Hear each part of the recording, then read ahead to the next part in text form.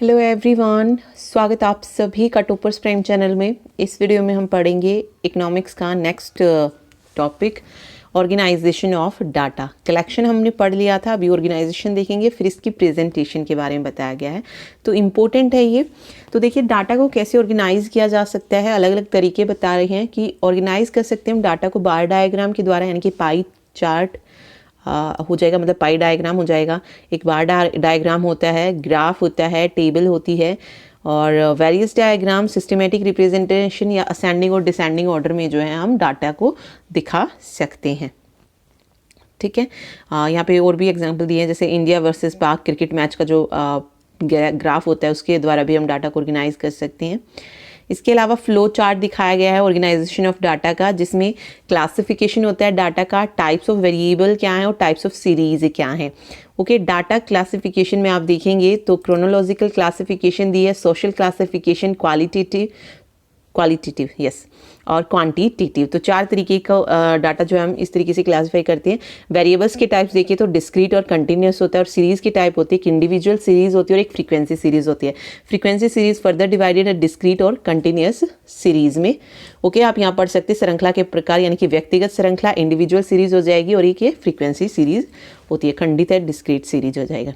ठीक है, चलिए अब देखते हैं। देखिए सबसे पहला पॉइंट है organisation of data refers to the systematic editing, arrangement and classification of facts and figure in such a form that comparison of message of similar data may be facilitated and further analysis may be possible। Okay, तो जो अपरिष्कृत आंकड़े होते हैं वो मतलब organise कैसे करते हैं डाटा को, सिस्टमेटिक एडिटिंग द्वारा अरेंजमेंट करते हैं उनकी। ओके, उन्हें एक अच्छे ढंग से जब प्रस्तुत किया जाता है, हमारे पास अलग अलग चीज़ों के आंकड़े हैं, उन्हें हम मैनेज करके रखते हैं ताकि इन्हें आसानी से आगे विश्लेषण के योग्य बनाया जा सके। मतलब जो भी डाटा आपके पास है उसको अच्छे से अरेंज करते हैं। जैसे मैं एक एग्जांपल लूँ तो मैंने लिया क्रिकेटर का ले लेते हैं, विराट कोहली है, इसकी आयु इतनी है 26 है, और ये एक क्रिकेटर है। तो हमने अलग अलग इन्फॉर्मेशन ली, नाम उसका विराट कोहली हो जाएगा, एज इतनी हो जाएगी, उसका प्रोफेशन क्या है। ठीक है, तो ये सारी चीज़ों को अरेंज करके रखना ताकि आगे जो है यूज़ हो सके, वो क्या होता है, डाटा अरेंजमेंट होता है। ओके, पहले हमने डाटा कलेक्ट किया, अब उसे हम अरेंजमेंट कर रहे हैं। आगे है एकत्रित आंकड़ों को उनकी समानता और असमानताओं के आधार पर विभिन्न वर्गों व समूह में विभाजित करना वर्गीकरण कहलाता है। तो क्लासिफिकेशन क्या होता है, process of arranging data into sequence and groups according to their मतलब किसी की कॉमन कैरेक्टरिस्टिक्स हैं। लाइक मैंने बोला ना नेम, उस लाइन में सिर्फ नेम नेम नेम नेम आ जाएंगे। एज है, उस लाइन में सिर्फ एज आएंगे। ऐसा तो नहीं कर सकते कि एज में हम नेम को लिख दें। ठीक है, एक जगह हम नेम में जो है नेम लिख रहे हैं, दूसरी बार हम अगले वाली का जब डाटा भर रहे हैं तो उसमें वहाँ पर हमने एज डाल दी नेम में। ऐसा तो नहीं कर सकते हैं। जो जिसकी कैरेक्टरिस्टिक्स हैं, जो जिसकी जो भी चीज़ें हैं वो हम एक उसमें अरेंज करते हैं, वो क्या कहलाता है, क्लासिफिकेशन कहलाता है। ओके, सीक्वेंस में अरेंज करना डाटा को। ठीक, आगे कैरेक्टरिस्टिक्स दी गई हैं, कैरेक्टरिस्टिक्स ऑफ क्लासिफिकेशन। वर्गीकरण की विशेषताएं क्या है, homogeneity, clarity, flexibility, diversification, elasticity and suitability. ये वर्गीकरण की विशेषताएं दी गई हैं। आगे है बेसिस ऑफ क्लासिफिकेशन, जो हमने ऊपर चार पढ़े थे। सबसे पहले है कालानुक्रमिक वर्गीकरण, chronological classification. The data are classified either in ascending or in descending order with reference to time such as year, quarter, months, weeks, etc. Chronological यानी कालानुक्रमिक में क्या हो जाएंगे, आंकड़ों को जब हम वर्ष हो, तिमाही, मासिक या इन रूप में जो है असेंडिंग और डिसेंडिंग ऑर्डर में अरेंज करते हैं तो वो क्रोनोलॉजिकल क्लासिफिकेशन होता है। ठीक है, वही डाटा को अरेंज करना। फिर है स्पेशल क्लासिफिकेशन, स्थानिक वर्गीकरण।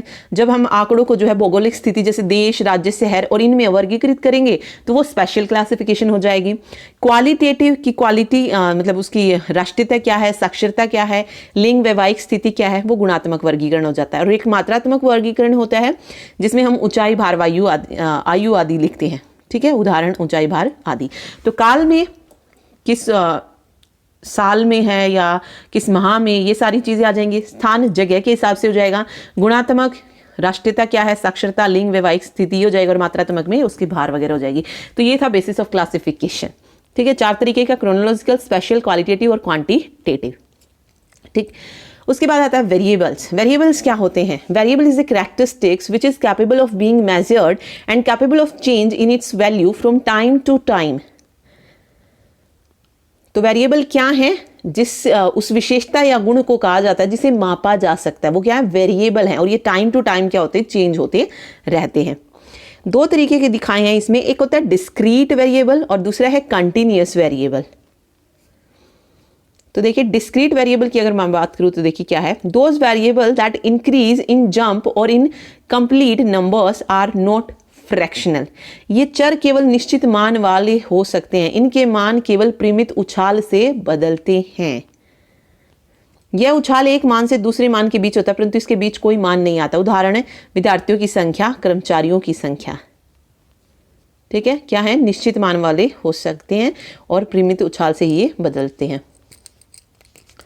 आगे कंटिन्यूस दिया तंत्र चर, those variable which can take all the possible values, integral as well as fractional in a given specific range, for example height, weight etcetera.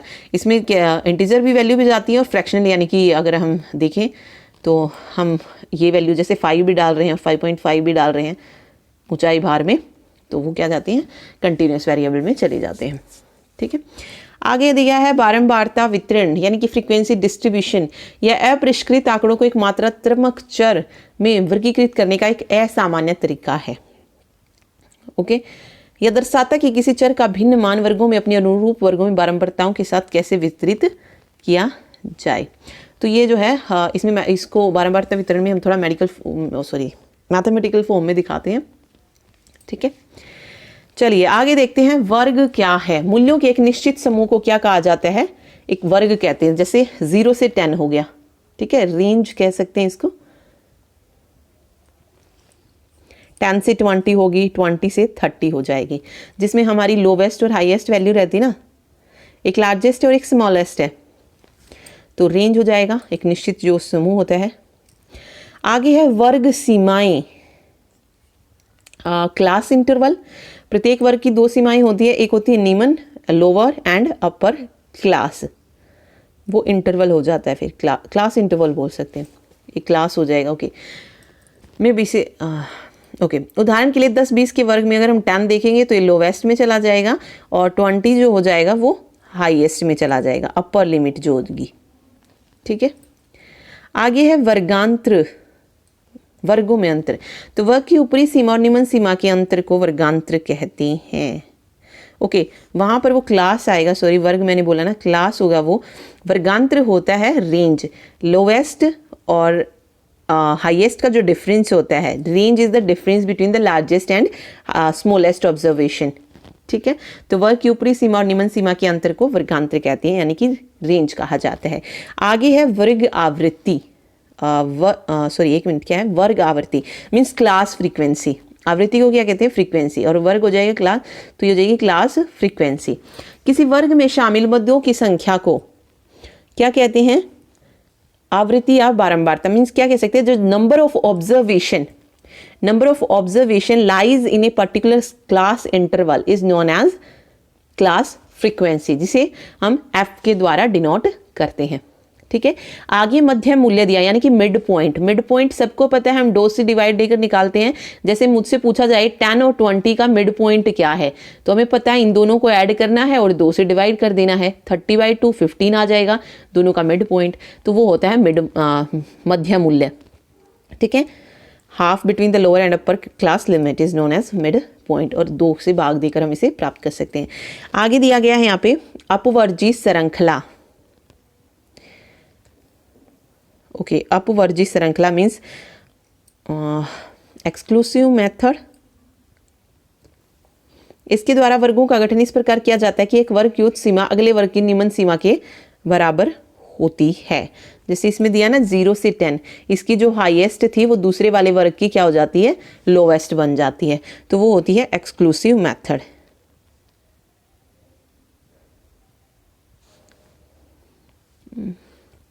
आगे समावेशी श्रृंखला दिया गया इंक्लूसिव मेथड। देखिए अपवर्जी में हमने पढ़ा एक्सक्लूसिव मेथड में जो उसका हाईएस्ट होता है वो उसमें इंक्लूड ना होकर नेक्स्ट वाले में भी इंक्लूड रहता है, लेकिन समावेशी में क्या होता है, वो एक में ही इंक्लूड रहता है, यानी कि उसकी हाईएस्ट वैल्यू भी उसी वर्ग में रहती है। अगर मुझसे पूछा जाए 0 और 9 से ग्रुप दिया और मैंने कहा कि उसके 9 मार्क्स आए किसी स्टूडेंट्स के, तो वो किस में शामिल हो जाएगा, इसी ग्रुप में वो शामिल हो जाएगा, ऐसा नहीं होगा कि इसमें जाएगा। ठीक है, लेकिन अगर आप यहाँ पर करते तो 10 मार्क्स आए हैं तो किस ग्रुप में जाता, यहाँ पर भी 10 है हाईएस्ट, यहाँ पर लोवेस्ट 10 है, ठीक है, तो वो हो जाती अपवर्जी श्रृंखला एक्सक्लूसिव मेथड, और ये समावेशी होता है जिसमें लोवेस्ट भी जो है वो उसी वर्ग में, सॉरी हाईएस्ट वैल्यू क्या रहती है, उसी वर्ग में रहती है। तो ये वह श्रृंखला जिसमें किसी वर्ग की सभी आवृत्तियां उसी वर्ग में शामिल होती है, यानी कि जो उसकी हाईएस्ट वैल्यू होती है वो भी उसी में होती है, ठीक है। अब यहाँ पे 10 से 19 कुछ भी आए वो इसी वर्ग में रहेगा, किसी अगले में नहीं जाएगा, लेकिन इसमें नहीं था ऐसा, अगले में भी वो जा रहा था। आगे सूचना की हानि यानी कि लॉस ऑफ इंफॉर्मेशन। बारंबारता वितरण के रूप में आंकड़ों के वर्गीकरण में एक अंतर्निहित दोष पाया जाता है। यह परिष्कृत आंकड़ों को सारांश में प्रस्तुत करें, उन्हें संक्षिप्त एवं बोधगम्य तो बनाता है, परंतु इसमें विस्तृत विवरण प्रकट नहीं हो पाते जो अपरिष्कृत आंकड़ों में पाए जाते हैं। तो अपरिष्कृत आंकड़ों को वर्गीकृत करने में क्या होती है, सूचना की हानि होती है। ओके, जो तो क्लासिफिकेशन ऑफ डाटा में जो होती है फ्रीक्वेंसी डिस्ट्रीब्यूशन से रिलेटेड कोई प्रॉब्लम होती है और उसके कारण जो है लॉस ऑफ इन्फॉर्मेशन होता है। ठीक, आगे प्रास दिया गया है, अधिकतम एवं न्यूनतम परीक्षणों के बीच का अंतर क्या कहलाता है, प्रास कहलाता है, सॉरी। ओके, एक चर बारंबारता वितरण यानी कि यूनिवेरिएट फ्रीक्वेंसी डिस्ट्रीब्यूशन। जब आंकड़ों को एक चर के आधार पर वर्गीकृत किया जाता है, यानी कि जब फ्रीक्वेंसी डिस्ट्रीब्यूशन जो होता है वो सिर्फ सिंगल वेरिएबल के बेस पर किया जाए तो उसे कहा जाता है यूनिवेरिएट फ्रीक्वेंसी डिस्ट्रीब्यूशन। एक ऐसा ही बाई वेरिएट होता है फ्रीक्वेंसी डिस्ट्रीब्यूशन जिसमें बेस्ड होता है 2 वेरिएबल्स पे। ये सिंगल वेरिएबल पर डिपेंड था और ये 2 वेरिएबल्स पर होता है डिस्ट्रीब्यूशन, ठीक है। तो ये बाई वेरिएट हो जाएगा। आगे श्रृंखला यानी कि टाइप्स ऑफ सीरीज दिए गए हैं, तो 3 तरीके की दिए गए हैं इसमें। एक है इंडिविजुअल सीरीज और फ्रीक्वेंसी से रिलेटेड होती है, फ्रीक्वेंसी जो है फर्दर डिवाइड होती है उसमें आगे डिस्क्रीट और कंटिन्यूअस सीरीज में। तो हम यहाँ पढ़ेंगे, सबसे पहले हम इंडिविजुअल पढ़ रहे हैं, इंडिविजुअल सीरीज। तो इसमें देखिए प्रत्येक इकाई का एक अलग अलग माप जो है प्रकट होता है, जो कि निम्न उदाहरण से, जैसे यहाँ पे ले लिया, individual series are those which series in which item are listed. Item को कैसे लिस्ट किया जाता है, सिंगल वे में, 1 2 3 4 5, ठीक है, अंक बता दिए हैं उनके। आगे है खंडित और विविक्त, वह श्रृंखला जिसमें आंकड़ों को इस प्रकार प्रत्येक मद का निश्चित माप स्पष्ट हो जाता है, जो कि निम्न उदाहरण से स्पष्ट है। तो देखिए इसमें क्या था, सिंगल था। अब खंडित के द्वारा है डिस्क्रीट सीरीज या कह लीजिए फ्रीक्वेंसी एरे है, ओके, जहाँ पे डाटा प्रिस्क्राइब्ड होता है एरे में, दो क्लियरली शो करता है number of times in value appear in A series से। साइज ऑफ हाउस होल्ड बता दिया इसने 1 है, और 1 में परिवारों की संख्या बता दी 15 है। साइज ऑफ हाउस होल्ड 2 है तो उसमें परिवारों की संख्या 10 है, 3 में 20 है, 4 में 30 है, 5 में 15 है, 6 में 10 है। ओके, तो ये हो जाता है डिस्क्रीट सीरीज फ्रीक्वेंसी एरे। एक सतत होती है जिसमें हम क्या है, एक रेंज लेते हैं, ओके, क्योंकि यहाँ पर जो है हम जो भी आइटम्स होते हैं उसे एग्जैक्टली मेजर नहीं कर सकते हैं, तो आइटम जो है वो एज्यूम कर लेते हैं एक रेंज वैल्यू को और प्लेस कर देते हैं with in the range of limits.